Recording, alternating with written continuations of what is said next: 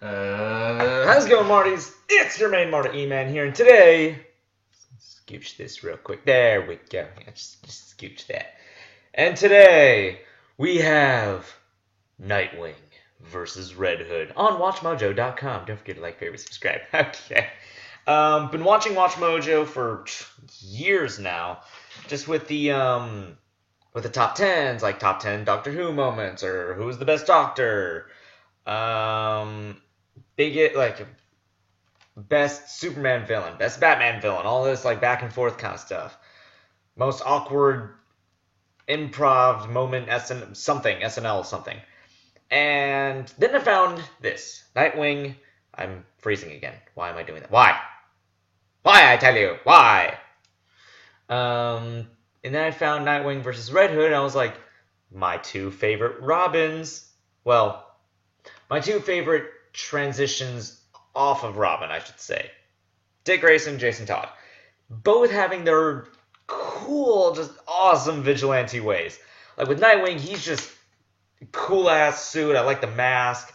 His fighting style, just how awesome it was. And original Robin as well, making his own name. Just really badass. He's his own Batman. And then we have Red Hood, taking a mantle from Joker's first persona as a Red Hood, a Mater D, kind of like tuxedo wearing kind of guy. It was pretty cool. And then he turned him into a gun-wielding, grenade-throwing, leather jackhammer. Oh, he was badass. Oh, he was so cool. I loved him too. If I was to be any of them, I would love to play these two characters. But I'm 5'3", that's not going to work out very well. Because I know they're like 6'3", 6'2", or something. I don't know. But yeah, they both have that badass feeling. Also, Death Battle is going to be doing live action Nightwing versus Daredevil, so I thought I'd also do this too. Plus, I've never done a Watchmojo video, and I was kind of requested to by Editing Is Everything herself, Danny. Hello. So let's go. How did these Robins do after leaving the nest? Let's find out. Welcome to Watchmojo.com. Oh, today we'll be going blow for blow with Red Hood and Nightwing, two ex-wards of Bruce Wayne and past boy wonders, to see which has done better for themselves after striking out on their own. Before we begin, we publish new videos every day, so be sure to subscribe for more great content. Round 1. Ingenuity. Okay. Those are the heads of all your lieutenants. Oh, I love Jensen Ackles. Awesome voice. Get done in a whole evening. When you put yourself at odds with both the villains and vigilantes in Gotham City, you need to be 2 steps ahead at all times. And when he made his big comeback under the moniker of the Red Hood, Jason Todd proved that he could plan, scheme, and plot with the best of them. Armed with a diverse skill set and alternative, pessimistic views on the realities of crime in Gotham, he used his outside-the-box thinking and keen strategic mind to save the city by becoming its new crime lord. By consistently outwitting all parties involved, he managed to do this while simultaneously getting revenge against the heroes and villains who had previously wronged him. You can't stop crime. That's what you never understood. I'm controlling it. Here they are, his shipping schedules. Good man. Dick Grayson, the original Robin, is an inherently creative individual.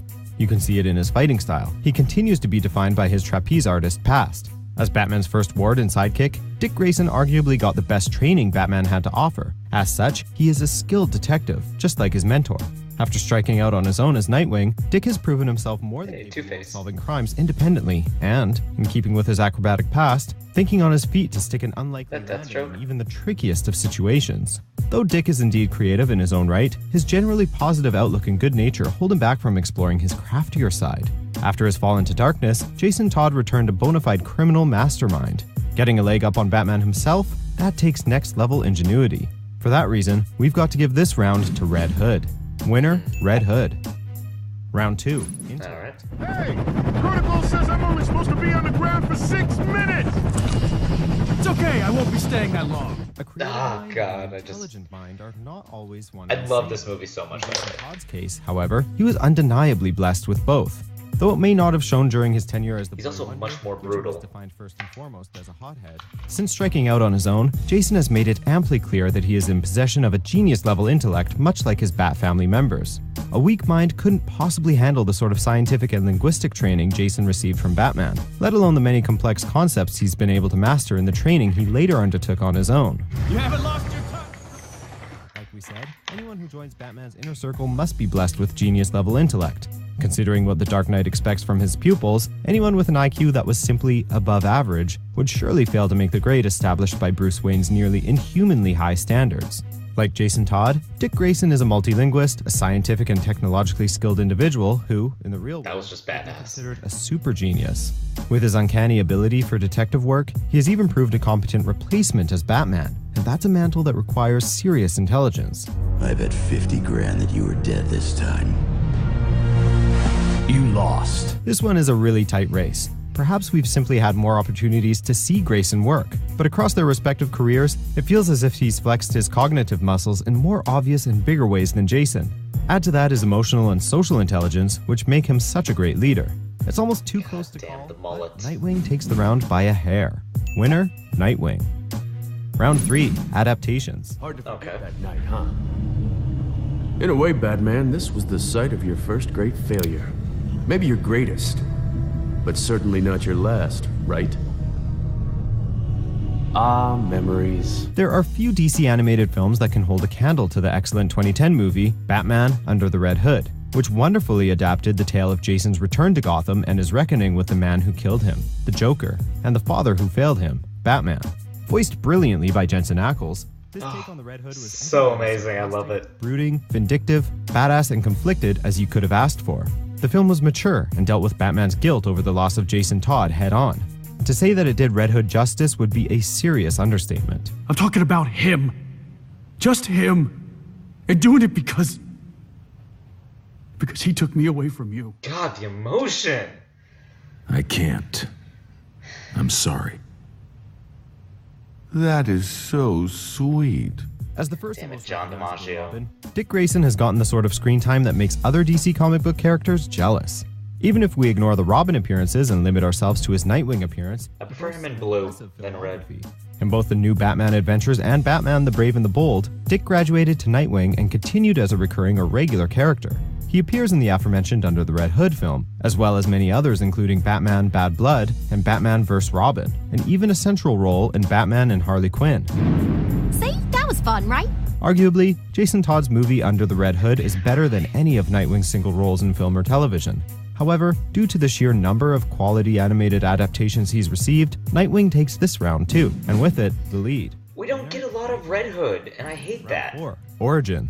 First introduced as a blonde-haired Dick Grayson knockoff, Todd was retconned as a homeless orphan caught stealing the tires off of the Batmobile in Crime Alley. After becoming an angry, rebellious Robin, he was brutally murdered in 1988 by the Joker, with a little help from reader vote-in. Flash forward to 2005, and an early Joker alias has returned, the Red Hood. Over the course of a thrilling story arc, we learn that Jason has been resurrected, and that, after training himself in the arts Batman would never approve of, he has returned to fix Gotham the way his mentor never could, and to force Batman to do what he has so long refused to do, kill the Joker. Chill-inducing, right? I'd love to know what happened between you two. Things change. No kidding. You guys used to be the greatest. Batman and Robin, the dynamic duo. Maybe you should ask him. I did. And you'll never guess what he said. Things change. After only a handful of heavy-hitting superheroes like Superman, Spider-Man, and Batman himself, Dick Grayson has arguably one of the best-known origin stories in comic book history. Not bad for a sidekick. As part of the Flying Graysons, a trapeze artist family, Dick had a relatively happy and fulfilling life until the day that his parents were killed under the order of mobster Tony Zuko. Drawn to the boy's similar sense of loss, Bruce Wayne takes him as his ward and sidekick. Unfortunately, being the adopted son of Batman isn't easy, and over the years, a strained relationship would result in Dick Grayson stepping out on his own as Nightwing. I never put on that costume again. And you still haven't forgiven him? Why should I? It goes without saying, but Dick Grayson has a way better Robin origin story than Jason Todd. But in terms of their respective transition stories from Robin to Nightwing and Red Hood, Todd's makes for a much more thrilling read. Red Hood ties it up. Winner, Red Hood. Round 5, skills. Okay, I want to pause it on this one because Robin was around Batman for, I want to say, 12 years maybe? No, not 12 years, not even 10 years. I want to say 8 years, almost 10 years. Training him, using acrobatic skills to help out with fighting, agility, all that kind of stuff. But he was also trained in that non-lethal hand-to-hand combat. kind of way. Whereas Red Hood also had that training, but when Joker killed him, Ra's al Ghul resurrects him in the Lazarus pit, and that just straight up makes you vicious. That resurrection from that, because it's mainly just supposed to keep him young, but that also takes a piece of your soul, and dying just makes it even worse. So when Jason comes back, he not only has the same skills he learned from Batman, but he also has that killer instinct, that not holding back, really. Not to mention with basically the same kind of gadgets Batman and Nightwing would have, but also deadlier weapons, more explosive, more guns. It's a walking arsenal. By the way, his friendship with Roy Harper, Arsenal, so cool. So I feel like Red Hood's going to get this one. Sorry, I just had to get that out of the way. And trained well. Like right there. That. He sliced that cable off his ankle before it went taut. You don't just do that. That has to be practiced, learned. Like we said, after finding his way back to the world of the living, Jason Todd took it upon himself to go on his very own Bruce Wayne-style world training quest, but with a twist. He specifically aimed to develop the sort of brutal criminal skill sets of which Batman would never approve.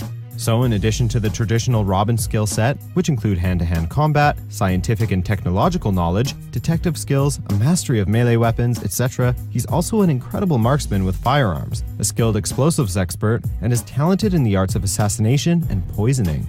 In summary, he's someone you don't want to mess with. Nail me and you'll electrocute both of us. Maybe that's what he has in mind. Oh, this was brutal.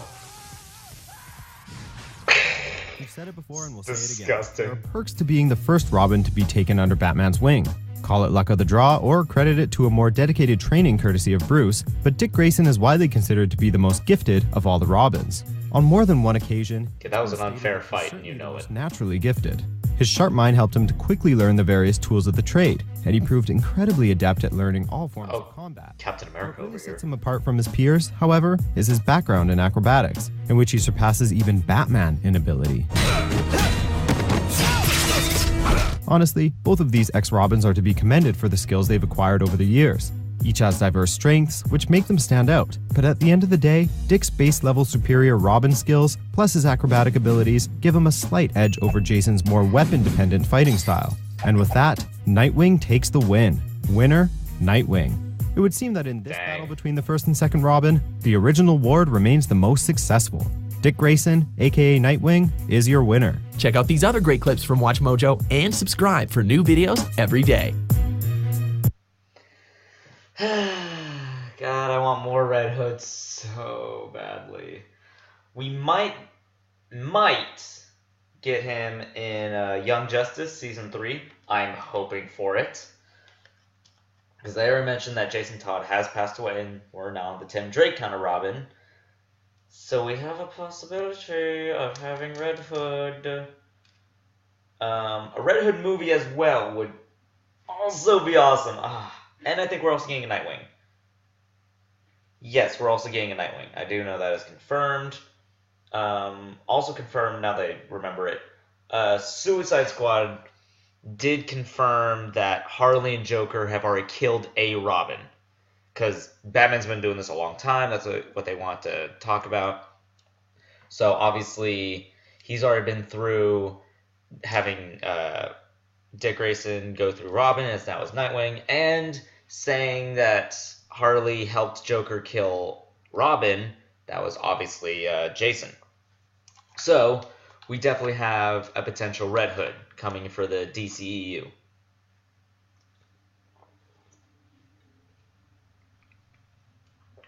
Sorry, I'm thirsty. Always thirsty. So I really, really want to see another Red Hood. If Jensen Ackles could play him, I would be so okay with that. Damn, would it be cool. But I know he can't. Because at this point, Grayson and Todd have to be in their, 20s, if not 30s. Around that era. Because Grayson became Nightwing when he was about, I want to say, 17, 18-ish. Been doing that for years. Todd, Joker killed him when he was a kid, I think. Kid or preteen? I want to say preteen. He comes back, he looks already be like, I don't know, about mid-20s looking kind of thing. I don't know. But I hope they get someone perfect for both those roles. But anyways, thank you all for watching this video. If you liked it, please give it a thumbs up. Put in the comment section below any other videos you want me to react to. Until next time, Marties. Later.